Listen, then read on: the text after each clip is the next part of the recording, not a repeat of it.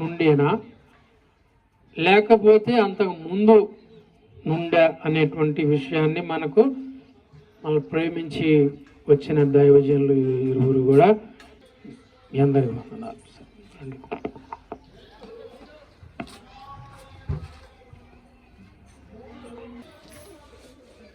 కూడి వచ్చిన మీ అందరికీ కూడా మన ప్రభువును ప్రియరక్షకుడైన యేసుక్రీస్తు వారి నామములో నా యొక్క వందనాలు. అన్నగారు మీకు ఒక మంచి వర్తమానాన్ని అందజేయటం కోసం ఈరోజు యొక్క కూడికని ఏర్పాటు చేయడం జరిగింది. కాబట్టి చెప్పబడేటటువంటి సంగతులు కొంచెం కొత్తగా అనిపించవచ్చు, కాస్త అర్థం కాకుండా కూడా అనిపించవచ్చు. అయితే రికార్డ్ చేస్తున్నారు కాబట్టి మీరు మరలా వినడానికి ఇంకొక అవకాశం ఉంటుంది. దాన్ని దృష్టిలో పెట్టుకుని అర్థం చేసుకోవడానికి ప్రయత్నం చేయండి. మనం ఇప్పుడు ఇది అర్థం చేసుకోవడానికి ప్రయత్నం చేస్తే భవిష్యత్తులో పెద్ద పెద్ద అంశాలు వచ్చినప్పుడు మనకి ఈ యొక్క అనుభవం అనేటటువంటిది అప్పుడు ఉపయోగపడుతుంది. కాబట్టి ఇలాంటి కార్యక్రమాన్ని ఈ విధంగా ఈ ప్రాంతంలో అరేంజ్ చేసినటువంటి చెల్లించుకుంటూ ఉన్నా. మనం అంశంలోనికి వెళ్ళిపోదాం. నాకు ఇవ్వబడినటువంటి అంశం ఏంటంటే, యేసుక్రీస్తు వారు కన్య గర్భాన పడక మునుపు, అంటే పుట్టక మునుపు ఉనికి కలిగి ఉన్నాడా అనేటటువంటి అంశాన్ని మనం మాట్లాడుకోబోతున్నాం. నేను అనేక ప్రాంతాల్లో బైబిల్ టీచర్గా పనిచేస్తూ ఉన్నా. తర్వాత నర్సరావుపేట కానివ్వండి, ఇంకా సూర్యారావుపేట కానివ్వండి, ఈ ప్రాంతాల్లో నేను పనిచేస్తూ ఉన్నా బైబిల్ టీచర్గా. అంతేకాకుండా పూర్తి చేసుకున్నాను. ఆ తర్వాత కోవిడ్ నుండి ఈ యొక్క సేవా కార్యక్రమం సేవ చేసుకుంటూ ఉన్నాను. సో అనేక ప్రాంతాల్లో తిరుగుతూ ఉండగా ఈ యొక్క సమస్య అనేక ప్రాంతాల్లో ఉంది. యేసుక్రీస్తు వారి ఉనికి ఎప్పుడు అనేటటువంటిది అనేక ప్రాంతాల్లో ఉంది. దాన్ని మేము అనేకమైనటువంటి ప్రమాణాలు చూపిస్తూ నివృత్తి చేసుకుంటూ వస్తున్నాం. అదే క్రమంలో మీ యొక్క ప్రాంతానికి రావడం కూడా జరిగింది. సహోదరులు ఆహ్వానించడం జరిగింది. అంశంలోకి వస్తే, అసలు యేసుక్రీస్తు వారు కన్య గర్భాన పడక మునుపు ఉన్నాడు అనేటటువంటి భావం అసలు మనలో ఎట్ట పుట్టింది? ఆయన ఉన్నాడయ్యా, ఆయన ఉన్నాడు, పుట్ట మునుపు ఉన్నాడు అనే ఈ భావం ఎలా పుట్టింది అని కనుక మనం ఆలోచిస్తే, యేసు కూడా దేవుడేనండి అనేటటువంటి వాదం నుండి ఈ భావం ఉద్భవించింది. కొంచెం తెలుగు పదాలు కూడా కొంచెం మీకు స్థానికంగా ఉండకపోవచ్చు, అర్థం చేసుకోండి.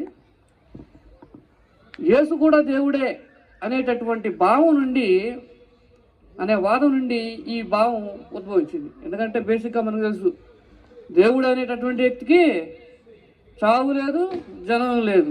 ఆయన అమరుడుగా ఉంటాడు కాబట్టి ఆయన పూర్వం కూడా ఉండుంటాడు అనేటటువంటి సహజమైనటువంటి ఆలోచన అందరికీ వస్తూ ఉంటుంది. అట్టయితే మరి యేసుక్రీస్తు దేవుడు అనే వాదం ఎట్టొచ్చింది బయటికి? యేసుక్రీస్తు కూడా దేవుడు అనే వాదం ఎట్టొచ్చింది బయటికి అని ఆలోచిస్తే, క్రొత్త నిబంధనలో బాగానండి, క్రొత్త నిబంధనలో ఉన్నటువంటి కొన్ని వచనాలు సందర్భరహితంగా చదివినప్పుడు లేదా అపార్థం చేసుకున్నప్పుడు ఈ భావము అనేటటువంటిది పుట్టిందండి. ఈ వాదము అనేటటువంటి యేసు కూడా దేవుడే అనేటటువంటి వాదం పుట్టింది. ఇది పుట్టి డెవలప్ అవుతూ అనేక సంఘాలకి విశ్వాస బోధగా కనెక్ట్ అయిపోయి స్ప్రెడ్ అవ్వడం జరిగింది.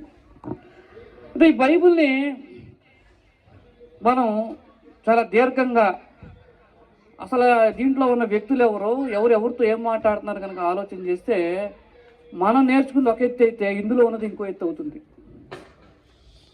మీరు చూస్తే ఈ బైబిల్ ఓపెన్ చేస్తే ఫస్ట్ పేజీలో ఏముంటుంది తెలుసా? ఈ పేజీలో ఏముంటుందంటే, ఇది ఆదిమ హీబ్రూ భాషలో నుండి భాషాంతరం చేయబడినది అని ఉంటుంది. ఏమండి, ఎక్కడి నుండి మనం చదువుతున్న బైబిల్ భాషాంతరం చేయబడి తర్జుమా చేయబడింది అంటే ఇది ఒరిజినల్గా తెలుగులో లేదండి. బైబిల్, ఈ బైబిల్ ఉన్నది హీబ్రూ భాషలో ఉంది. హీబ్రూ భాషలో ఉంది, గ్రీకులో కూడా పత్రికలు రాయబడ్డాయి. కాబట్టి హీబ్రూ గ్రీకు నుండి ఇవి తర్జుమా అయినాయి, అంతే తెలుగులోకి తర్జుమా అయినాయి. ఆ పౌలు కానివ్వండి, పేతురు కానివ్వండి, తోమా కానివ్వండి, వాళ్ళంతా మన బంధువులు కాదు, మన ఊరు కాదు అసలు. వాళ్ళ ఊరు ఇజ్రాయెల్, వాళ్ళు హెబ్రీ భాష కలిగినటువంటి వాళ్ళు. కాబట్టి మనం బైబుల్ చదివేటప్పుడు మీరు ఆదికాండం నుండి మలాకి గ్రంథం వరకు చూస్తే కంటిన్యూస్గా అంతా హీబ్రూ నేపథ్యంలోనే ఉంటుంది. రాయబడింది కూడా హీబ్రూ భాషలోనే రాయబడింది. కాబట్టి ఎప్పుడైనా సరే భాష అనేటటువంటిది సంస్కృతి సాంప్రదాయాలతో పెనవేసుకుని ఉంటుంది అనే విషయాన్ని మనం గుర్తుపెట్టుకోవాలి. మనం ఈరోజు మాట్లాడుకునే భాష సాంప్రదాయాలు వేరే ఊరు వెళ్తే వాళ్ళకి అర్థం కావు. అందరూ వీళ్ళు ఏదో మాట్లాడుతున్నారా అనుకుంటాం, వీళ్ళకి అర్థమైద్ది. కాబట్టి భాష అనేటటువంటిది సంస్కృతి సాంప్రదాయాలతో ముడిపడి ఉంటుంది. చిన్న ఎగ్జాంపుల్ కూడా చెప్తా చూడండి. మా ఊళ్ళో ముస్లిం ఆయన వస్తే, నా ఫ్రెండ్, నా స్నేహితుడు వస్తే, నేను వెళ్తున్నప్పుడు ఏరా బాబు పప్పును ఎప్పుడు పెడుతున్నావు అని మా తమ్ముడితో అంటే, అన్న పప్పు నాకు టైం ఉందిలే అన్న అన్నారు. ఇదేంద్ర పప్పు నాకు టైం ఉందంటాడు, నాకేం ఆకలేస్తుంది, పప్పును అంటున్నారు, మాకు చికెన్ మటన్ ఏం లేదా అని అడిగాడు. ఒరే బాబు పప్పు అన్నావు అంటే పప్పు వేసుకుని అన్నం కలుపుకునేది కదరా, పెళ్లి గురించి చెప్తున్నారా అన్న. అంటే భాష అనేటటువంటిది ఎట్లా ఉంది, సాంప్రదాయాలు సంస్కృతితో మిళితమై ఉందనే విషయాన్ని మనం గుర్తుపెట్టుకోవాలి. కాబట్టి మనం చదువుతున్నటువంటి బైబిల్ మొత్తం కూడా హెబ్రీయుల నేపథ్యంలో రాయబడింది, హీబ్రూ సంస్కృతి సాంప్రదాయాల నడుమున రాయబడింది అనే విషయాన్ని మనం జ్ఞాపకం చేసుకోవాలి. మన తెలుగు భాష, మన దేశ భాషలలో మనం రాయలే, ఇది హీబ్రూ భాషలో రాయబడింది.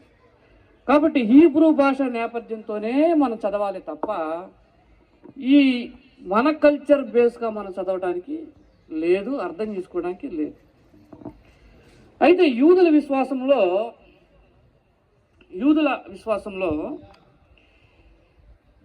దేవుడు ఒక్కడే అంటే అర్థం ఏంటో తెలుసా? యూదుల విశ్వాసంలో దేవుడు ఒక్కడే అంటే ఆయనే సృష్టికర్త, ఆయనే అంతిమ శక్తి. అంతిమ శక్తి అంటే ఇక ఆయనకంటే పవర్ఫుల్ ఎవరు లేరని అర్థం, ఆయనకంటే గొప్పవాడు ఎవరు లేరని అర్థం. ఆయనకంటే ఇక ఆయనకు మించి అసలు ఏ విషయంలో సరే ఆయనకు మించి అనేటటువంటి వ్యక్తి లేనివాడని ఈ గ్రంథంలో ఉన్నటువంటి యూదులు నమ్ముతారు. మీరు ఆదికాండం నుండి మలాకి వరకు కంటిన్యూస్గా చదువుకుంటారండి, మీకు అదే థీమ్ కనిపిస్తుంది ఎక్కడికి వెళ్ళినా కూడా. మరి క్రైస్తవుల విశ్వాసం ఎలా ఉంది? యూదుల విశ్వాసం మనం చూసుకున్నాము. క్రైస్తవుల విశ్వాసం చూస్తే ఈ క్రైస్తవులు క్రీస్తు శకం 325లో అన్య క్రైస్తవులందరూ కూడా ఏకమయ్యి ఒక సమావేశం పెట్టుకున్నారు. అప్పుడు దేవుడు ఒక్కడే అనే దానికి ఒక అర్థాన్ని ఇచ్చారండి. దేవుడు ఒక్కడే అనే పదానికి ఒక అర్థం ఇచ్చారు. ఏంటంటే దేవుడు ఒక్కడే కానీ అందులో ముగ్గురు వ్యక్తులు ఉన్నారు అంటారు. తండ్రి, కుమారుడు, పరిశుద్ధాత్మ. ఈ ముగ్గురు ఒకటే అంట, కానీ ముగ్గురు వేరు వేరు వ్యక్తులంట. అందులో యేసుక్రీస్తు 100% దేవుడు, 100% మానవుడు. ఇది క్రీస్తు శకం 541లో హైపోస్టాటిక్ యూనియన్ అనేటటువంటి వాళ్ళు దీన్ని కలిపారు, ఆ వాదంలో కలిపారు. ఏమంటున్నారు? దేవుడు ఒక్కడే, అందులో ముగ్గురు వ్యక్తులు ఉన్నారు, తండ్రి, కుమార, పరిశుద్ధాత్మ. మళ్ళీ ముగ్గురు ఒకటే, ఆ ముగ్గురు వేరు వేరు. అందులో యేసుక్రీస్తు 100% దేవుడు, 100% మానవుడు అనేటటువంటి వారాన్ని తీసుకుని వచ్చారు. ఇదంతా కూడా దేవుడు ఒక్కడే అనే మాటకి ఇదంతా కూడా అర్థం అన్నమాట. ఇంకా తార్కికంగా చెప్పాలి అంటే 1+3 = 3 అంటారు. 1+1+3 1 అని అంటారు. అసలు ఇది ఏ విధంగా అర్థమవుతుందో కూడా అర్థం కావట్లేదు. బాబు దీన్ని మాకు అర్థం కావట్లేదు, మీరు వివరించండి అంటే వాళ్ళు బోర్డులు పేజీలు రాసినా ఆ క్లారిటీ మనకు ఎవ్వరికి కూడా రాదు. దీన్ని త్రిత్వవాదము అని అంటారు సింపుల్గా. ఈ త్రిత్వవాదము, దీనికి త్రిత్వవాదం అని పేరు పెట్టారు, కానీ వాస్తవానికి ఈ వాదానికి పెట్టాల్సిన పేరు ఏంటి సార్? గందరగోళవాదం అని పెట్టాలి. అంత గందరగోళంగా ఉంటుంది. దేవుడు ఈ దేవుడు కాదా, ఆయన దేవుడు కాదా, ఆయన దేవుడు అయితే ఈయన మానవుడు అట్టాడు, ఈయన మానవుడు అయితే ఆయన, ఇదంతా గందరగోళంగా ఉంటుందండి. అంతా కూడా గందరగోళవాదము అని చెప్తూ ఉంటారు. అయితే కాసేపు ఇక్కడే మనం ఆలోచిద్దామండి.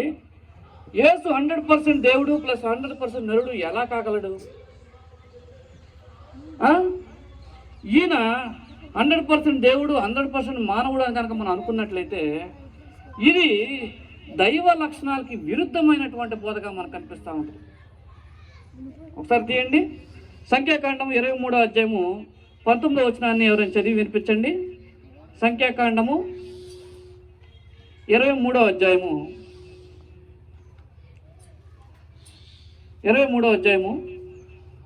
19వ వచనం.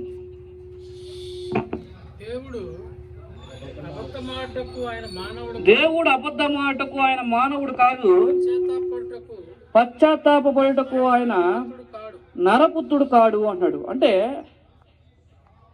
దేవుడు మానవుడు కాడు అంటున్నాడు. సింపుల్గా చెప్పాలంటే దేవుడు అనేటటువంటి వ్యక్తి మానవుడు కాడు, ఆయన దేవుడే అని దాని అర్థం. ఇంకొక వచనం కూడా చూద్దాం, చూడండి. యెహెజ్కేలు గ్రంథము 28వ అధ్యాయం చూడండి ఒకసారి. యెహెజ్కేలు గ్రంథము 28వ అధ్యాయము 2వ వచనం చూడండి. నరపుత్రుడా, తూరు అధిపతితో ఇలాగ ప్రకటింపు, ప్రభువుకు యెహోవా సెలవిచ్చినదేమనగా, గర్విష్ఠుడవై నేను ఒక దేవతనైనట్టు సముద్రము మధ్య నేను ఆసీనుడై ఉన్నాను అని నీవు అనుకునుచున్నావు. నీవు దేవుడవు కాక మానవుడు అయ్యుండి దేవునికి తగినంత అభిప్రాయం కలిగి ఉన్నావు అన్నాడు. అక్కడ ఏంటంటే నువ్వు దేవుడు కాదు, నువ్వు మానవుడివే, కానీ దేవుడిలాగా నువ్వు అభిప్రాయం కలిగి ఉన్నావు అంటున్నారు. కానీ యేసుక్రీస్తు వారి విషయంలో మనం ఏం చేస్తుంది సార్? ఆయన దేవుడు, మానవుడు, మనము తగినంత అభిప్రాయాన్ని కలిగి చూపిస్తూ ఉన్నాం. 9వ వచనం కూడా చూడండి, అదే ఉంటుంది. 9వ వచనం. నేను దేవుడినని నిన్ను చంపువాని ఎదుట నీవు చెప్పుదువా? నిన్ను చంపువాని చేతిలో నీవు మానవుడివే గాని దేవుడు కావు కదా. చూడండి, నేను దేవుడిని అని చెప్పుకుంటూ వెళ్తే ఎవడో నేను చంపాడంటే నువ్వు దేవుడు ఎట్టవుతావు అని అంటున్నాడు ఇక్కడ. కానీ చచ్చిపోయేటటువంటి వ్యక్తి, చనిపోయే స్వభావం కలిగినటువంటి ఒక మానవుడు దేవుడు ఎట్లా అవుతాడు అనే ప్రశ్నని స్వయాన దేవుడే ప్రశ్న వేస్తూ ఉన్నాడు. హోషేయ గ్రంథం కూడా చూడండి ఒకసారి. హోషేయ గ్రంథము 11వ అధ్యాయము 9వ వచనం. నా ఉగ్రతాగ్నిని బట్టి నాకు కలిగిన యోచనను నేను నెరవేర్చును. నేను మరలా ఎఫ్రాయిమును లయపరచును. నేను మీ మధ్య పరిశుద్ధ దేవుడునే గాని మనుష్యుడును కాను అంటున్నాడు. అంటే దేవుని లక్షణాల్లో ఒక లక్షణం ఏంటి సార్? ఆయన దేవుడు అంతే, మానవుడు కాడు. ఒకవేళ ఆయన మానవుడు అయ్యాడు అనుకోండి, దేవుడు కాడు. ఈ విషయాన్ని మనం 3 వచనాల్లో చూసాము. మరి యేసుక్రీస్తు వారు ఎవరు, ఆయన ఎవరు అనేటటువంటి దాన్ని మనం చూస్తే ఒకసారి తీయండి. హెబ్రీ పత్రిక 2వ అధ్యాయము 6వ వచనంలో చాలా చక్కగా క్లారిటీగా ఉంటుంది. హెబ్రీ పత్రిక 2వ అధ్యాయము 6వ వచనం చదువుకుందాం. అయితే ఒకడు ఒక చోట ఇలాగున దృఢముగా సాక్ష్యం ఇస్తున్నాడు. నీవు మనిషిని జ్ఞాపకం చేసుకున్నటకు వాడు ఏ పాటివాడు? నీవు దేవదూతల కంటే వారిని తక్కువనిగా చేసితివి. వానికి కిరీటం ధరింపజేసి మహిమా ప్రభావాలతో వానికి కిరీటం ధరింపజేసి పనుల మీద వానికి అధికారం నీ చేతి పనుల మీద వానికి అధికారం అనుగ్రహించి పాదములకి సమస్తం ఉంచితివి. వాని పాదములను సమస్తం ఉంచితివి. చూడండి, ఇది చూస్తుంటే ఎలా ఉందంటే ఏదో ఒక వ్యక్తి గురించి, మానవుడు అనేటటువంటి వాడి గురించి చెప్తున్నాడులే అని మనం అనుకుంటున్నాం. 9వ వచనం చూడండి ఏముంటుందో. 8వ వచనం చదవండి. ఆయన ప్రతి మనుషుని కొరకు మరణం దేవుని కృప వలన ఆయన ప్రతి మనుషుని కొరకు మరణం అనుభవించినట్లు దూతల కంటేను కొంచెం తక్కువ వాడుగా చేయబడిన యేసు మరణమును పొందినందున మహిమా ప్రభావాలతో కిరీటము ధరించిన వానికి ఆయన చూచుచున్నాము అన్నాడు. అంటే ఈ 2వ అధ్యాయం 6వ వచనం నుండి నీవు మనుషుని జ్ఞాపకం చేసుకోవడానికి ఏ పాటి వాడు, మనిషికి నువ్వు ఎట్టా చేసావు, మనిషికి నా సమస్తాన్ని ఇచ్చావు, ఎవరండి ఆ మనిషి? 9వ వచనం చాలా క్లియర్గా చెప్తున్నాడు. ఎవరా మనిషి? యేసు క్రీస్తు అని స్పష్టంగా చెప్తూ ఉన్నాడు. తర్వాత ఇంకొక వచనం చూద్దాం చూడండి. 1 కొరింథీయులకు రాసిన పత్రిక 15వ అధ్యాయము 21వ వచనం కూడా ఏముంటుందో. 1 కొరింథీయులకు రాసిన పత్రిక 15వ అధ్యాయము 21వ వచనం.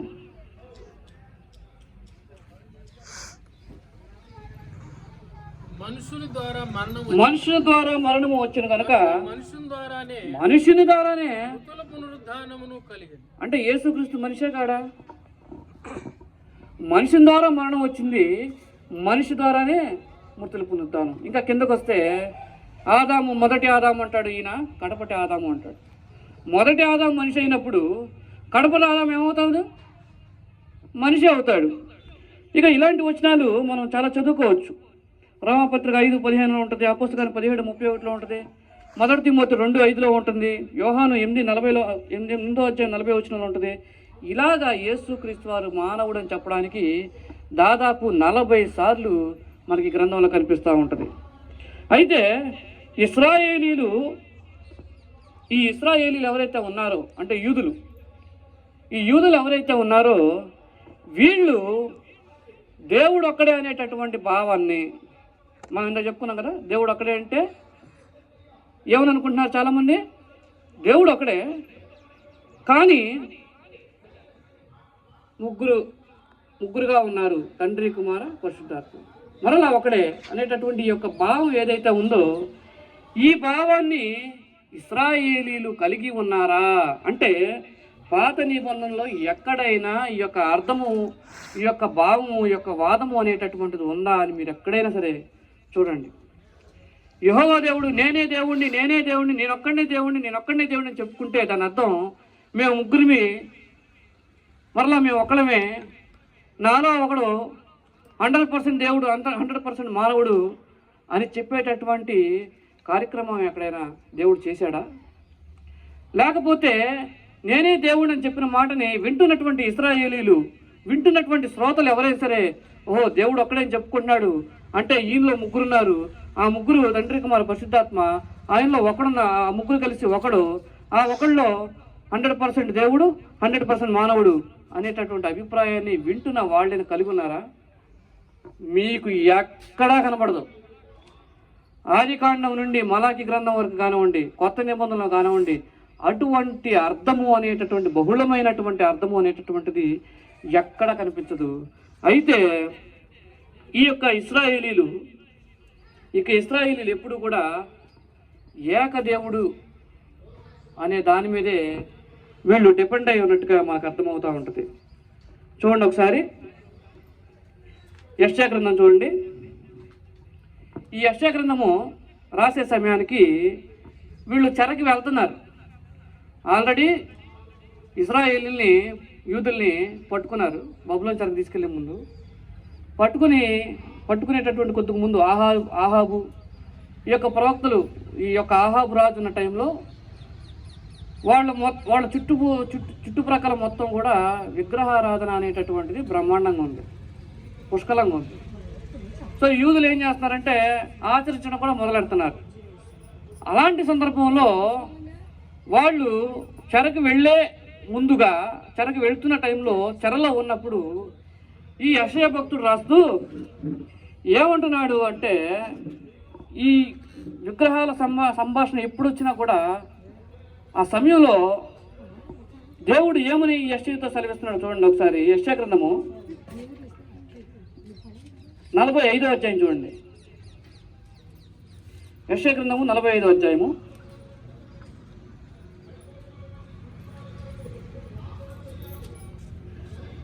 5వ వచనం చూడండి. నేను యెహోవాను, మరి ఏ దేవుడును లేడు, నేను తప్ప ఏ దేవుడును లేడు. తూర్పు దిక్కు నుండి పడమటి వరకు నేను తప్ప ఏ దేవుడును లేడని జనులు తెలుసుకున్నట్లు నీవు నన్ను ఎరగకుండినప్పటికీ నిన్ను సిద్ధపరిచితిని. యెహోవాను నేను తప్ప మరి ఏ దేవుడును లేడు. చాలండి. ఇక్కడ ఏమన్నాడు? నేను తప్ప ఏ దేవుడును లేడని జనులు తెలుసుకున్నట్లు అన్నాడు. అంటే నేనే దేవుణ్ణి, నేను మాత్రమే దేవుణ్ణి అనేటటువంటి దాన్ని జనులు తెలుసుకోవాలని, అంటే విగ్రహ సంబంధంగా చేస్తున్న వాళ్ళు తెలుసుకోవాలని చెప్పి దేవుడు తన యొక్క అద్వితీయ లక్షణాన్ని ప్రదర్శిస్తున్నట్టుగా మనం చూస్తాం. తర్వాత అదే అధ్యాయంలో 18వ వచనం చూడండి. యెషయా గ్రంథము 45వ అధ్యాయము 18వ వచనం చూడండి. ఆకాశములకును సృష్టికర్తయగు యెహోవాయే దేవుడు. ఆయన భూమిని కలగజేసి దాన్ని సిద్ధపరిచి స్థిరపరిచెను. నిరాకారముగా ఉండునట్లు ఆయన దాన్ని సృజింపలేదు, నివాస స్థలమగునట్లుగా దాన్ని సృజించెను అన్నాడు. ఇక్కడ ఈ యొక్క భూమిని, ఆకాశాన్ని, ఈ యొక్క సృష్టిని స్వయాన యెహోవా మాత్రమే చేసినట్టుగా మనకు కనిపిస్తూ ఉంది. స్వయాన యెహోవా దేవుడు చేస్తున్నట్టుగానే మనకు కనిపిస్తూ ఉంది. కానీ ఇందులో ఇద్దరు ముగ్గురు కలిసి పనిచేస్తున్నట్టుగా ఎక్కడా లేదు. ఆ వింటున్నటువంటి ఇశ్రాయేలు కానివ్వండి, ఆ ప్రవక్తలు కానివ్వండి, బోధకులు కానివ్వండి, వాళ్ళంతా కూడా అర్థం చేసుకుంది ఏంటి తెలుసా? ఓహో, ఇద్దరు ముగ్గురు వచ్చారులే అని వాళ్ళు అర్థం చేసుకోలే. ఒక్కడే చేశారనేటటువంటి 1:1 అనే సూత్రానికి వాళ్ళు కట్టుబడి ఉన్నారు. తర్వాత 21వ వచనం చూడండి. అదే అధ్యాయం 21వ వచనం.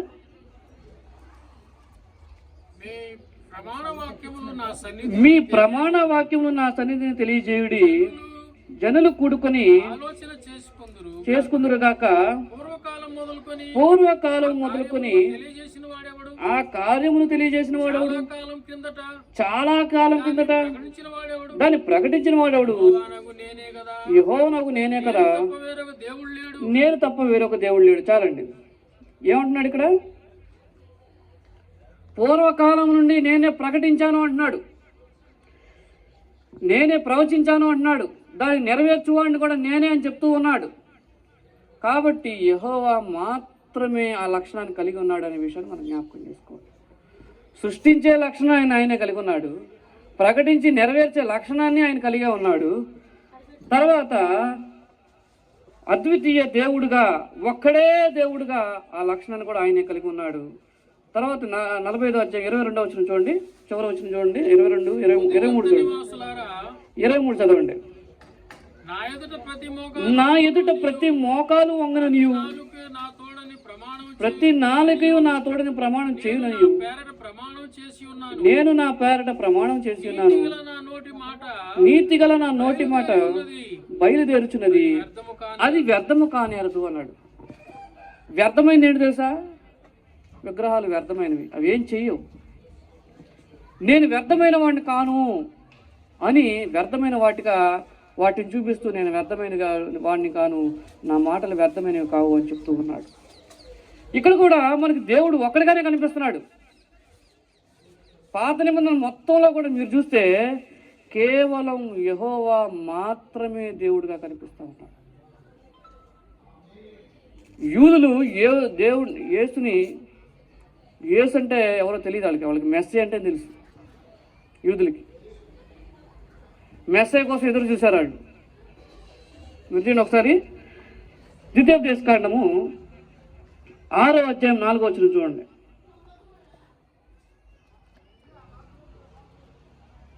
ద్వితీయోపదేశకాండం 6వ అధ్యాయం 4వ వచనం.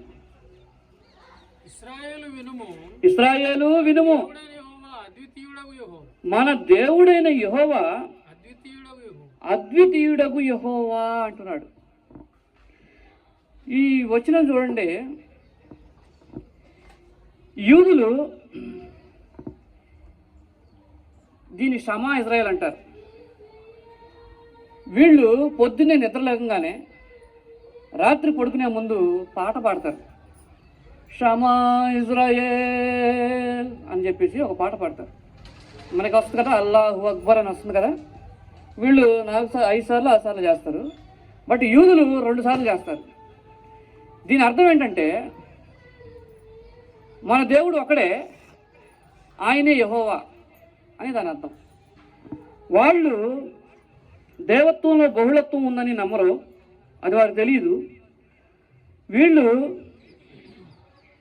దైవక సారాంశంలో ఎటువంటి విభజన లేదా బహుళత్వం సూచించకుండా దాని సంఖ్యాపరంగా ఏకత్వం అంటే 1 అనే నమ్ముతారు. దేవుడు అంటే దేవుడే, 1 అనే వాడు నమ్ముతూ ఉంటారు.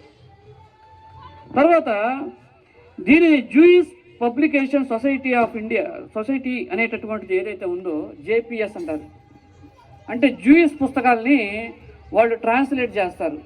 వాళ్ళు ఇంగ్లీష్లోకి ట్రాన్స్లేట్ చేసినప్పుడు ఈ పదాన్ని మన దేవుడైన యెహోవా అద్వితీయ యెహోవా అనే పదాన్ని అద్వితీయ అనే మాట దగ్గర ఎలోన్ అనేటటువంటి పదం వాడారు. ఎలోన్ అంటే అర్థం ఏంటో తెలుసా అండి? ఒంటరి అనేటటువంటి అర్థం. ఇందాక నేను అక్కడ కూర్చున్నా, అప్పుడు ఎవరు లేరు, కుర్చీలు ఉన్నాయి, సహోదరులు పనిచేస్తున్నారు. ఎవరైనా వచ్చి బ్రదర్ ఏంటా ఆయన ఒక్కడే కూర్చున్నాడయ్యా అంటారు. అంటే ఎలోన్ అంటే ఒంటరి అనేటటువంటి అర్థం. ఏందే ఒంటరిగా కూర్చుని ఏడుతున్నావు నువ్వు అంటాం, గదిలోకి పోయి. డాడీ నన్ను తిట్టాడు అందుకే కూర్చుని ఏడుతున్నా అంటారు. అంటే ఒంటరి అంటే ఏంటి? ఒక్కడే అనేటటువంటి అర్థం వస్తుంది. కాబట్టి వాళ్ళు ఏమో తర్జుమా చేసుకున్నారంటే దేవుడు ఒంటరి అంటే ఒక్కడే, ఒంటరి మీనింగ్ ఏంటంటే ఒక్కడే అనేటటువంటి అర్థాన్ని వాళ్ళు చూసుకున్నారు. తర్వాత చూస్తే మనకి జకర్యా గ్రంథం 14వ అధ్యాయం 9వ వచనం కూడా చూడండి, ఇదే తర్జుమా అక్కడ కూడా వాళ్ళు ఏం చేశారంటే లోన్ అనే తర్జుమానే చేశారు. జకర్యా గ్రంథము 14వ అధ్యాయము 9వ వచనం. యెహోవా సర్వలోకమునకు రాజయ్యుండు, యెహోవా సర్వలోకమునకు రాజయ్యుండును, దినమున యెహోవా ఒక్కడే అనియు, ఆ దినమున యెహోవా ఒక్కడే అనియు. ఆయనకు పేరు ఒక్కటే అనియు. ఇక్కడ ఒక్కడే అనేటటువంటి పదం దగ్గర ఎలోన్ అనేటటువంటి పదాన్ని వీళ్ళు తర్జుమా చేశారండి. ఎలోన్ అంటే ఒక్కడే అంటే మనకు అర్థమవుతుంది ఏంటంటే దేవుడు ఒక్కడే, దేవుడు ఒంటరి.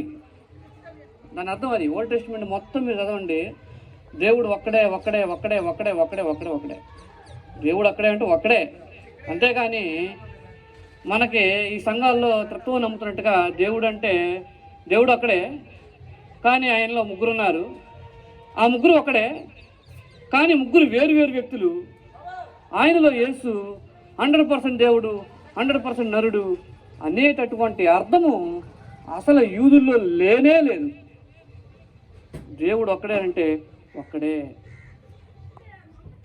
మరి దేవుడు ఒక్కడే ఉన్నప్పుడు యేసుక్రీస్తు వారికి దేవుడిగా ఉనికి ఎక్కడుందండి? ఆయనకి దేవుడిగా ఉనికి లేదు, ఒక్కడే ఉన్నాడు. మీ న్యూ టెస్టిమెంట్లో చూద్దాం ఒకసారి, చూడండి. తిమోతికి రాసినటువంటి మొదటి పత్రిక 6వ అధ్యాయం 16వ వచనం చూడండి ఒకసారి. 6వ అధ్యాయము 16వ వచనం. సమీపింపరాని తేజస్సులో ఆయన కూడా వసించుచు అనందా. ఆయన కూడా వసించుచు అంటే ఆయనతో పాటు ఇంకోటి ఉన్నారని అర్థం. కానీ ఏముంది? సమీపింపరాని తేజస్సులో ఆయన మాత్రమే వసించుచు అమరత్వం గలవాడై ఉన్నాడు. ఆయన మాత్రమే సమీపింపరాని తేజస్సులో ఉన్నాడంటే ఇంకొకళ్ళు ఉన్నారని అర్థమా? దేవుడిగా ఇంకొకళ్ళు సమీపింపరాని తేజస్సులో ఇంకోటి కూడా ఉన్నారని అర్థమా? సమీపింపరాని తేజస్సులో ఆయన మాత్రమే వసించు అంటే ఆయన మాత్రమే ఉన్నాడని కొత్త నిబంధన కూడా చెప్తుంది. ఎఫెసీ పత్రిక కూడా చూడండి ఒకసారి, 1వ అధ్యాయం 10వ వచనం.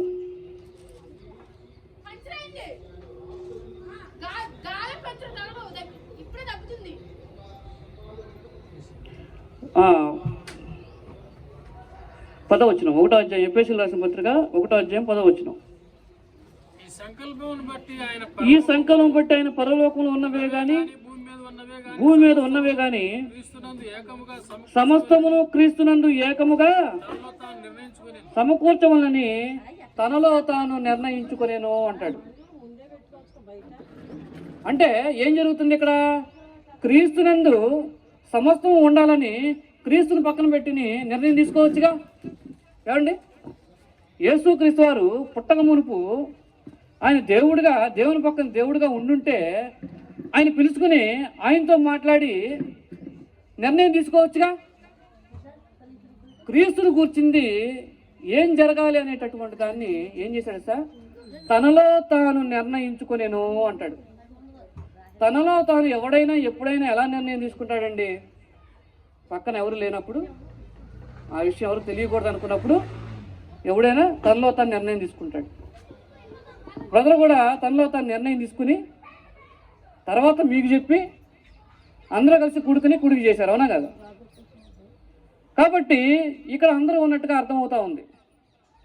కాబట్టి తనలో తాను నిర్ణయం తీసుకున్నప్పుడు కూడా యెహోవా మాత్రమే ఉన్నాడే కానీ యేసుక్రీస్తు వారు లేరు. ఇంకొక వచనం చూద్దాం చూడండి, యోహాను సువార్త 17వ అధ్యాయం 3వ వచనం చూడండి ఒకసారి. అక్కడే ఉంటాడు చూడండి, యోహాను సువార్త 17వ అధ్యాయం 3వ వచనం. ఎంత కంటత వాక్యమే అందరికీ. 17:3. అద్వితీయ సత్య దేవుడైన నిన్నును నీవు పంపిన యేసుక్రీస్తుని ఎరుగటే నిత్య జీవం. ఎవరు చెప్తున్నారండి ఈ మాట? స్వయం ప్రభువే చెప్తున్నాడు. ఏమని చెప్తున్నాడు? నీవు అద్వితీయ సత్య దేవుడివి. స్వయాన యేసుక్రీస్తు చెప్తున్న మాటలండి. ఏమని చెప్తున్నాడు? నువ్వు అద్వితీయ సత్య దేవుడివి అంటున్నాడు. మరి యేసుక్రీస్తు ఎవరు? యేసుక్రీస్తు ఎవరండి? ఆయన నరుడు. ఒకసారి చూడండి, ఇదే సేమ్ ఇలాంటి వచ్చినమే మనకి తిమోతి రాసిన మొదటి పత్రిక 2వ అధ్యాయం 5వ వచనం చూడండి. సేమ్ అలాంటిదే. అద్వితీయ దేవుడు ఒక్కడే, దేవుడికి నరులకును మధ్యవర్తి ఒకడే, ఆయన క్రీస్తు యేసును నరుడు. అక్కడే ఉన్నాడు యోహాను సువార్తలో. ఏమన్నాడండి? అద్వితీయ సత్యదేవుడైన నిన్నును నీవు పంపిన యేసుక్రీస్తుని ఎరుగటే నిత్య జీవం అన్నాడు. ఇక్కడే ఉన్నాడు దేవుడు ఒక్కడే, దేవునికి నరులకు మధ్యవర్తి ఒక్కడే, ఆయన క్రీస్తు యేసును నరుడు అంటున్నాడు. అక్కడే ప్రభు ఏమన్నాడు? దేవుడు ఒక్కడే అన్నాడు. ఇక్కడ పౌలు ఏమన్నాడు? దేవుడు ఒక్కడే అంటున్నాడు. కాబట్టి యేసుక్రీస్తు వారు ఎవరంటే ఆయన నరుడు. ఆయన నరుడు అనేటటువంటి విషయాన్ని మనం జ్ఞాపకం చేసుకోవాలి. అయితే చివరిగా ఒక విషయాన్ని చెప్పుకుని మనం ముగించుకుందాం. యేసుక్రీస్తు వారి ఉనికిని గురించి అసలు యూదులు ఏమనుకుంటున్నారంటే, మీరు చూస్తే యూదుల పుస్తకాలు ఉంటాయి. యూదులకి కొన్ని నమ్మకాలు, కొన్ని విశ్వాసాలు అనేటటువంటి వాళ్ళకు ఉన్నాయి. యూదుల విశ్వాసం అంట, సృష్టి పుట్టక మునుపు ఈ భూమి, ఆకాశం, ఈ చెట్లు పుట్టలు ఇవి లేనప్పుడు దేవుడి ఆలోచనలో, దేవుడి థాట్లో 7 సంగతులు ఉన్నాయంట. దేవుడి మనసులో 7 సంగతులు ఉన్నాయంట. ఆ 7 సంగతుల్లో ఒక సంగతి మెస్సియా పేరు. ఈ భూమి అంతా కలక మునుపు దేవుడు ఆలోచిస్తున్నప్పుడు 7 విషయాలు ఉన్నాయి. 7 విషయాల్లో ఒక విషయం మెస్సియా. మెస్సియా అంటే ఎవరు తెలుసా? మెస్సియా అంటే దాని గ్రీకులో క్రీస్తు అంటారు, క్రిస్టోస్ అంటారు. మన తెలుగులో ఏమంటున్నాం అంటే క్రీస్తు అని పిలుస్తున్నాం. మెస్సియా అన్న క్రీస్తు అన్న ఒకటే. భాష మారుతుంది అంతే, పదం ఒకటే. క్రీస్తుని పుట్టక మునిపే దేవుని ఆలోచనలో ఉన్నట్టుగా క్రీస్తు రాకమునిపే వాళ్ళు ఉద్దేశించారు. మా కోసం క్రీస్తు వస్తాడు, మా కోసం క్రీస్తు వస్తాడు, మమ్మల్ని బాగు చేస్తాడు, మమ్మల్ని విడిపిస్తాడు, మమ్మల్ని రక్షిస్తాడు, క్రీస్తు వస్తాడు, మెస్సయ్య వస్తాడని ఎదురు చూస్తూ ఉన్నారు. చూడండి ఒకసారి యోహాను సువార్త 4వ అధ్యాయం చూడండి, సంరక్షణ సంఘటన చూడండి ఏముంటుందో. 4వ అధ్యాయము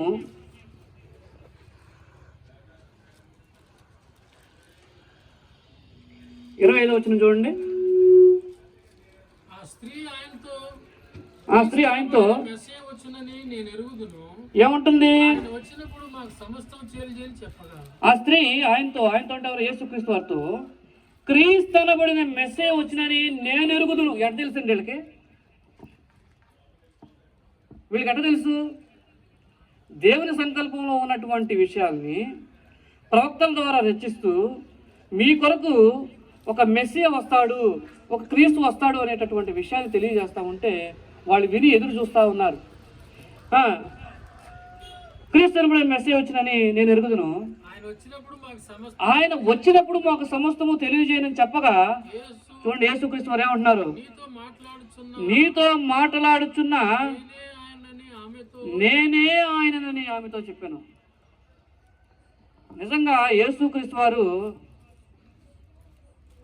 దేవుని పక్కన దేవుడిగా, మహాదేవుడిగా, సమానమైన దేవుడిగా ఉండి మనిషిగా భూమి మీదకి వచ్చి నేనే ఆ దేవుడిని అనగానే వాళ్ళ ఫీలింగ్ ఎలా ఉంటుందండి? దేవుడు వచ్చాడు ఎలాగని చెప్పి పరిగెట్టుకుంటూ వెళ్ళి ఏం చేయాలి?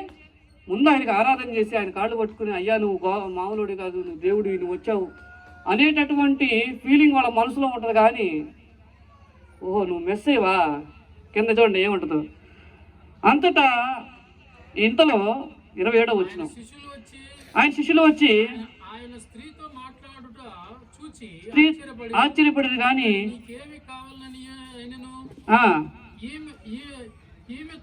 ఈమెతో ఎందుకు మాట్లాడుతున్నావని ఎవడనూ అడగలేదు.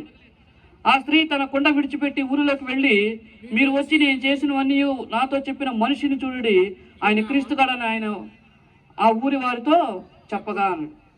ఏం చేసింది? వెళ్ళి క్రీస్తు గురించి చెప్పింది. అయ్యా నువ్వు దేవుడివి, సాక్షాత్తు మనిషిగా నువ్వు వచ్చావని వాళ్ళు ఎప్పుడు చూడాల. అసలు వాళ్ళు అలాంటి కనపరచలా. నిజంగా అలాంటి సంఘటనలు కనుక మనమే కనుకుంటుంటే మనం ఏం చేసేవాళ్ళం? షాక్ వచ్చి హార్ట్ అటాక్ వచ్చేవాళ్ళు కూడా ఉంటారు. సాక్షాత్తు దేవుడే వచ్చాడంటే, మెస్సయ్య వచ్చింది, దేవుడు రాలా. దేవుని తలంపుల్లో మెస్సయ్య ఉంది. ఇంకొక సందర్భం చూద్దాం చూడండి, పేజీ వెనక చెప్పండి. 1వ అధ్యాయము 45వ వచనం చూడండి. నతానీయేలు సందర్భం ఇది. 45 చూడండి, 1:45. ఫిలిప్పు నతానీయేలును కనుకొని ధర్మశాస్త్రంలో మోషేయు ప్రవక్తలను ఎవరిని గూర్చి రాసిరో ఆయనను కనుగొంటిమి. ఆయన యేసేపు కుమారుడైన నజరేయుడగు యేసుని అతనితో చెప్పెను. చూడండి భలే ఉంటుంది ఇక్కడ. మేము ధర్మశాస్త్రంలోను, ప్రవక్తల వచనంలోను, కీర్తనలోను రాయబడిన అతన్ని కనుగొన్నాము అన్నారు. కీర్తనలోను, ధర్మశాస్త్రంలో, ప్రవక్తల గ్రంథాల్లోనూ ఒకవేళ యేసుక్రీస్తు వారు దేవుడిగా ఉండి భూమి మీదకి మానవుడిగా వస్తున్నాడు అనేటటువంటి ఆలోచన ఉంటే, ఏంటి నిజమా, మనం ఎదురు చూస్తున్నటువంటి దేవుడు వస్తున్నాడా అనేటటువంటి ఫీలింగ్ కలిగించాలి. కానీ నతానీయేలు చూడండి ఎలా అంటాడు. చేయండి. అందుకు నతానీయేలు నజరేతులో నుండి మంచిదైతే రాగలదా అని అతను అడగగా, వచ్చి చూడని. చూడండి అసలు నతానీయేలు అసలు ఏమైనా బాధ్యత ఉందండి నతానీయేలు గారికి? అయ్యా ప్రవక్తల గ్రంథాల్లో, ధర్మశాస్త్రంలోను, కీర్తనలో రాయబడినటువంటి వ్యక్తి వచ్చాడు అని చెప్పంగానే కంగారు పడిపోయి వెళ్ళిపోవాలి. కానీ నజరేతులో మంచిదైన వస్తుందా, నువ్వు పదయ్యా అని అంత సింపుల్గా ఉంటాడు ఏంటండి? ఎందుకంటే యేసుక్రీస్తు వారు ఒక నరుడు, ఒక మానవుడు. అక్కడ ఉన్నట్టు కొత్త నిబంధనలు ఉన్నటువంటి ప్రతి ఒక్కళ్ళు కూడా ఆయన మానవుడుగానే, నరుడుగానే చూశారే తప్ప ఎవరికి కనిపించని ఆకారం లేనటువంటి దేవుడిగా చూడలేదు. ఈ విషయాన్ని గుర్తుపెట్టుకోవాలి. కాబట్టి నరుడికి ఆయన ఉనికి ఎప్పుడు స్టార్ట్ అయిందంటే ఆయన ఎప్పుడైతే పుట్టాడో మరియ గర్భం నుండి, కన్య గర్భం నుండి, అప్పటి నుండి ఆయన ఉనికి ఆరంభమైంది. ఆయన జ్ఞానమందును మనుషుల దయందును ఎదుగుతూ వర్ధులు చూడుండేరు అంటాడు. ఎదుగుతూ వచ్చాడు ఆయన. ధర్మశాస్త్రం నేర్చుకున్నటువంటి వ్యక్తి. అందుకని పోల్చడం కూడా చూడండి, నేను మోషే కంటే గొప్పవాడిని, నేను యోహాను కంటే గొప్పవాడిని, నేను సొలొమోను కంటే గొప్పవాడిని అని మనుషులతో చెప్పుకుంటూ ఉన్నారు. యేసుక్రీస్తు వారికి వంశావళి ఉంది తెలుసా మీకు? అబ్రహాం కుమారుడు, దావీదు కుమారుడు యేసుక్రీస్తు వంశావళి అంటా ఉన్నాడు. అంటే యేసుక్రీస్తు వారికి మీరు చూసుకుంటే వాళ్ళకి అమ్మ నాన్న ఉన్నారు, తర్వాత వంశావళి ఉంది, తమ్ముళ్ళు ఉన్నారు, బంధువులు ఉన్నారు. నీలాంటి నాలాంటి మనిషి అర్థమవుతుంది. ఈ మాత్రం అర్థం కదా మనకి? మన జీవితాలను దిద్దుకోవాలి అనుకుంటే, మన జీవితాలను మార్చుకోవాలనుకుంటే మనకి స్ఫూర్తిగా యేసుక్రీస్తు వారు ఉన్నారంటే సాటి మనిషి అనే కదా మన జీవితాలు మనం మార్చుకుంటున్నాం. ఒకవేళ ఆయన కనుక దేవుడిగా ఉండుంటే ఏముందండి, దేవుడు వచ్చాడు, దేవుడు వెళ్ళాడు, ఆయనకు తెలియదు ఏముంది, సమస్తం ఆయనకు తెలుసు, ఏదో మనం ఇట్లా చెయ్యాలి కాబట్టి అలా చేసుకుని పోయాడు అని అనుకుంటామే. కానీ స్ఫూర్తిగా తీసుకుంటాం మనం? స్ఫూర్తిగా తీసుకోం. ఆయన మనలాంటి మానవుడు కాబట్టే ఆయన జీవితాన్ని స్ఫూర్తిగా తీసుకుంటూ ఈ పరిస్థితిలో, ఇలాంటి పరిస్థితుల్లో యేసుక్రీస్తు వారు మన ముందు ఉంటే ఏం చేసేవాడు అని ఆలోచించి నిర్ణయం తీసుకుని మనం తప్పులు చేయకుండా మంచి మార్గం వెళ్ళడానికి ఆయన మాదిరిగా ఉన్నాడు అనే విషయం గుర్తుపెట్టుకోవాలి. మీరు చూస్తే యేసుక్రీస్తు వారు దేవుని ఆలోచనలో ఉన్నాడు, ఆ విషయాన్ని జ్ఞాపకం చేసుకోవాలి. చివరిగా 2 వచనాలు చూద్దాం. పేతురు రాసిన మొదటి పత్రిక 1వ అధ్యాయం 20వ వచనం.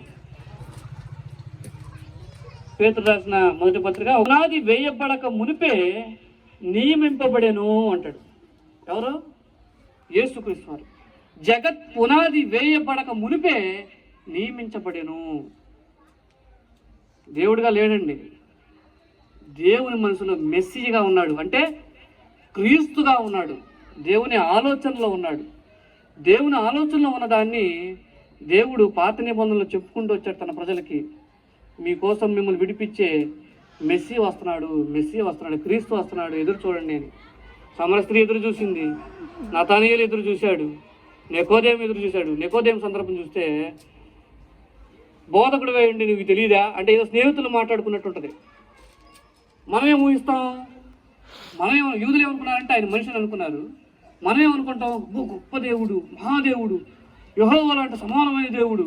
మన నతానీయులు ఎంత క్లోజ్గా ఎట్ట మాట్లాడతాడు అంత దేవుడు ఏంటి? ఈ దగ్గరికి ఇన్కేస్ ప్రభువే వచ్చాడు అనుకోండి, మనం నతానీయుల ప్లేస్లో కానీ నికోదేము ప్లేస్లో కానీ మనం ఉంటే ఎలా రియాక్ట్ అవుతాం? మన ఫీలింగ్ ఎలా ఉంటుంది? అమ్మో ఆయన వచ్చాడు, ఈయన వచ్చాడు, దేవుడు వచ్చాడు, గొప్ప దేవుడు వచ్చాడు అని మనం ఫీల్ అవుతాం. కానీ వాళ్ళు ఒక నరుడిగా, ఒక మెస్సీగా మాత్రమే చూశారే కానీ వాళ్ళు యెహోవాతో సమానంగా చూడలేదు అనే విషయాన్ని జ్ఞాపకం చేసుకోవాలి. ఇంకొక వచనం చదువుకుందాం చూడండి.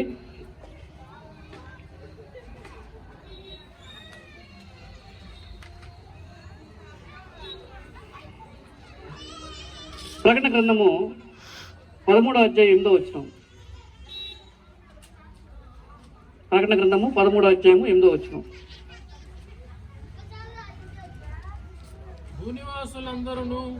భూనివాసులందరూ అనగా జగదుత్పత్తి మొదలుకొని వధింపబడి ఉన్న గొర్రెపిల్ల యొక్క. చూడండి, యేసుక్రీస్తు వారు సృష్టి జగదుత్పత్తి జరగక మునిపెట్టున్నాడు, వధింపబడిన గొర్రెపిల్లగా ఉన్నాడు. అంటే ఆయన అక్కడే సిలివేశాడని మనం అర్థం చేసుకోకూడదు, దేవుని ఆలోచనలో ఉన్నాడని అర్థం చేసుకోవాలి. వధింపబడిన గొర్రెపిల్ల అన్నాడు. మనం చూస్తే ఎప్పుడు వధింపబడ్డాడు? సిలువలో ఆయన చనిపోయాడు, కానీ పరలోకంలో చనిపోలా. ఆయన ఎక్కడున్నాడు? దేవుని మనసులో ఉన్నాడు, వధింపబడిన గొర్రెపిల్లగా ఉన్నాడు. మరి ఆయన సంఘం ఏం చేస్తుందో ఒకసారి చూద్దాం చూడండి.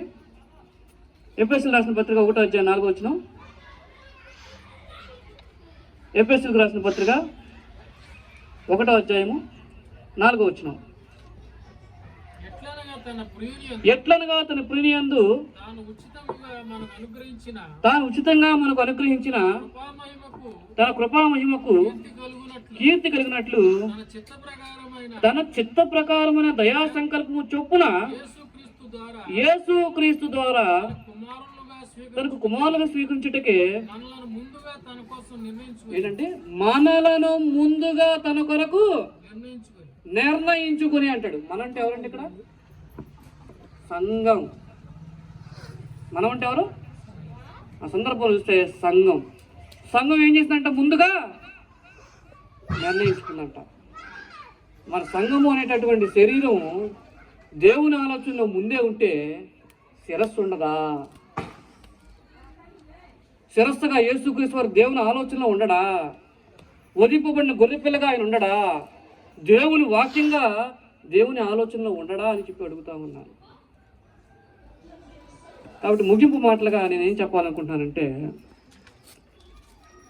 దేవుడు ఒక్కడే. దేవుడు ఒక్కడే అంటే 1:1. యూదులు ఏమని నమ్ముతున్నారో దాన్నే మీరు చూడండి. మత్తయి సువార్త నుండి ప్రకటన గ్రంథం వరకు రాసిన రచయితలందరూ కూడా యూదులే. ఒక ఇథియోపియుడు లేడు, ఒక సమరయుడు లేడు, ఒక సిరియను లేడు, ఒక ఇండియావుడు లేడు, ఒక పాకిస్తాను లేడు. మొత్తం యూదులే రాశారు. సో యూదుల ఆలోచనలో దేవుడు అంటే ఒక్కడే, ఏక అభిప్రాయమే ఉంది. ఒక్కడే అనే అభిప్రాయం కలుగుతుంది. యేసుక్రీస్తు ఎవరంటే దేవుని ఆలోచనలో ఉన్నటువంటి క్రీస్తు. ఆయన వచ్చి దేవుని కార్యాన్ని నిలబెట్టి ఏమేడు తెలుసా? ఎంతో హెచ్చుగా, ఎంతో గొప్పగా ప్రభువుగా నియమించబడ్డాడు. ఈ వచనం ఒకసారి చూసుకుందాం. చూడండి, ఫిలిప్పీ పత్రిక 2వ అధ్యాయం. ఫిలిప్పీ రాసిన పత్రిక 2వ అధ్యాయము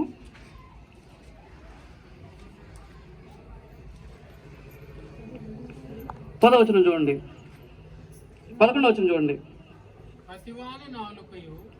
10 నుండి చదువుకుందాం. భూమి కింద ఉన్న వారిలో గాని, భూమి కింద ఉన్న వారిలో గాని, ప్రతివాని మోకాలను యేసునామమున వంగునట్లు ప్రతివాని నాలుకయు తండ్రి అయిన దేవుని మహిమార్థమై యేసుక్రీస్తు ప్రభు అని ఒప్పుకున్నట్లును దేవుడు ఆయనను అధికముగా హెచ్చించి ప్రతి నామమునకు పైనామమును ఆయనకు అనుగ్రహించెను. మనం ఏమనుకుంటున్నాం? సృష్టి పుట్టక మునుపు ఆయన ఉనికి ఎలా ఉందంట? దేవుడుగాను, మహాదేవుడుగాను, యెహోవా లాంటి వాడుగాను, యేసు యెహోవా లాంటి వాడుగాను, సమానమైన దేవుడుగాను అని మనం అనుకుంటున్నాం. అలా అనుకునేటటువంటి వ్యక్తిని ప్రభువుగా నియమించడం ఏంటండి?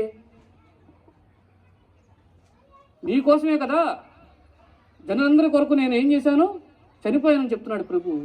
మరి జనాలందరి కోసం చనిపోయి దేవుని చిత్తాన్ని నెరవేర్చినందుకు ఎలాంటి బహుమానం ఇస్తామండి?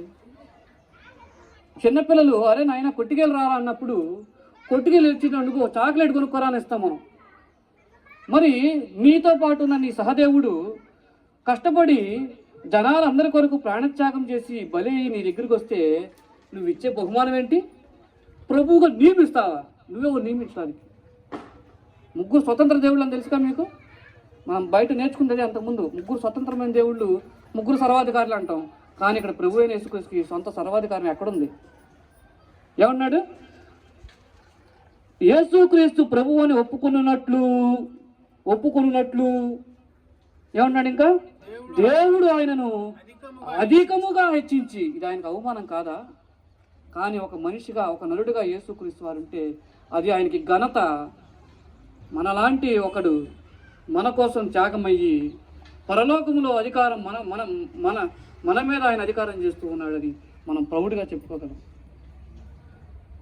కాబట్టి యేసుక్రీస్తు వారు నరుడు అనేటటువంటి సత్యాన్ని మనం గ్రహించాలి. నరుని యొక్క ఉనికి భూమి మీదనే కానీ ఉనికి పరలోకంలో లేనే లేదు. పరలోకంలో ఉన్నది దేవుడు ఒక్కడే. సమీపింపరాని తేజస్సులో ఆయన మాత్రమే ఉన్నాడు. నిర్ణయాలు తనలో తానే తీసుకుంటున్నాడు. ఈ సృష్టిని, భూమిని అన్నిటి కూడా ఆయనే చేశాడు. అయితే కొత్త నిబంధనలో ఉన్నటువంటి కొన్ని వచనాలని, యోహాను సువార్తలో ఉన్న వచనాలు కానివ్వండి, కొలస్సీలో ఉన్న వచనాలు కానివ్వండి, ఎఫెసీలో ఉన్న వచనాలు కానివ్వండి, ప్రకటన గ్రంథంలో ఉన్న వచనాలు కానివ్వండి, వాటిని మనము మన తెలుగులో రాయబడిన మనం చదువుకున్న 5-6 క్లాసులు, 10 క్లాసులు, ఇంటర్మీడియట్, డిగ్రీ, MBA చదువులను బట్టి మనం చూసుకున్నప్పుడు వాటి అర్థాలు పెడార్థాలుగా అనిపించినాయి. కాబట్టి వాటిని మన ఫ్యూచర్లో మరో క్లాస్ పెట్టుకుని మనం వాటిని డిస్కస్ చేద్దాం. ఇప్పటిదాకా చాలా చక్కగా చాలా ఓపికగా కూర్చుని విన్నందుకు మీ అందరికి కూడా వందనాలు తెలియజేస్తూ నేను నా సమయాన్ని ముగించుకుంటున్నా. అందరికీ నా వందనాలు.